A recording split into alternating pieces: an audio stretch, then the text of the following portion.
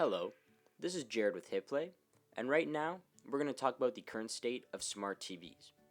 Televisions are perhaps the biggest attraction at the Consumer Electronics Show, and in the most recent years, there's been a big spotlight on smart TVs. So, in the few days before CES 2014, we'll get you caught up in what's currently being offered so you can get a good picture on the progress that's been made after companies like Samsung, LG, and Sony unveiled their newest innovations for the year to come. So, what is a smart TV? It's simply a TV that connects to the internet. And in the same way that your smartphone hosts an operating system and has the ability to install and use applications, all of this will now be available through your living room television. The only major selling point that caught my attention is the need for only one device, my television. I can watch Netflix on my TV directly through my TV.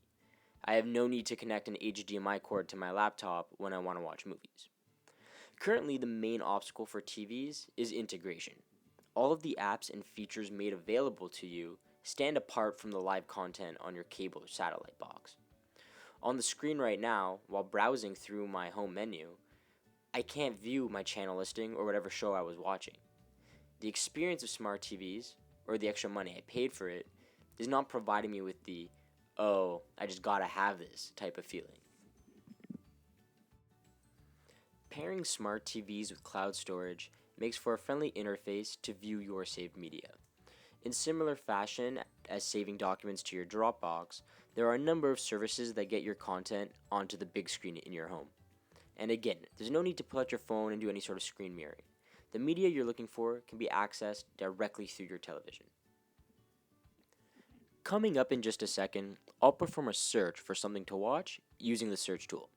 There's two things to note about this. Firstly, it's difficult to use a text box when all I have is a remote control.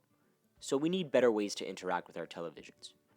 At CES this year, Samsung will be showing off its new voice and gesture controls purposed to make these tasks more natural. There are also supported keyboards and webcams built for these TVs, which come in handy when you want to Skype in 1080p. Secondly, a focus on integration. Currently, this search only works for web content. With time, this operation will be expanded to include YouTube, your cable or satellite box, and any other content providers such as Netflix or Hulu.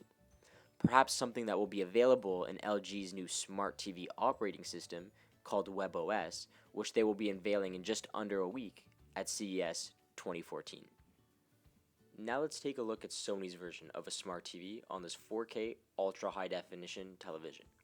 On a side note, 4K technology provides 4 times the amount of pixels as 1080p. That's why it's called Ultra HD. So unlike smartphones in which iOS and Android are the dominant platforms, smart TV operating systems are still competing for the top of the hill. And as a result, the experiences provided by the manufacturers vary considerably. As you can see, the Sony ecosystem takes a minimalist approach as compared to the LG's. It's a lot cleaner and easier on the eyes, but you're still doing pretty much the same operations regardless of the TV you're using. For example, Netflix. The overall impression that you should be getting is there's not much that would make you want to use these devices. In fact, smart TVs aren't a new tech. They've been around for a while, but they aren't at a stage that warrants the extra dollars you have to spend. In fact, I didn't even realize that my TVs at home were smart TVs for quite some time. I ignored all the added buttons on the remote controls like I would with any other remote.